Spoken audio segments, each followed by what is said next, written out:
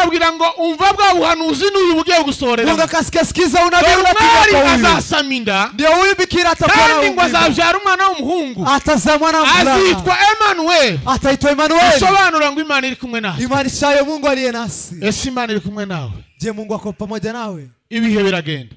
Nyakati zikafika. Birasohora. Ikatimia. Biba ngombwa ko abatambyi ikawa lazima kwamba makuhani ngo bakora inama, wakafanya mkutano, bashakisha uko bagenzaga abakobwa niko bagenzaga n'abahungu, wakatafuta namna walikuwa wanafanya vijana ndivyo walivyokuwa walifanya wasichana. Nta gupfa gushaka muri ico gihe gusa, hawakuwa na wao pia wavulana hivyo hivyo. Ukuvuga ngo abantu bose bari barindiriye isezerano. Ni kumaanisha wote walikuwa na ngoja. Ninde uwisezerano rizatungaho ninde? Nani agano itakayotimizwa? Bahamagara abahungu bose, wakaita wavulana wote. Ngo ndetse ngo aba mu muryango ngo wa Dawidi, na hata wale wa familia ya Dawidi, ngo baraza ngo hazamwe na Yosefu. Watu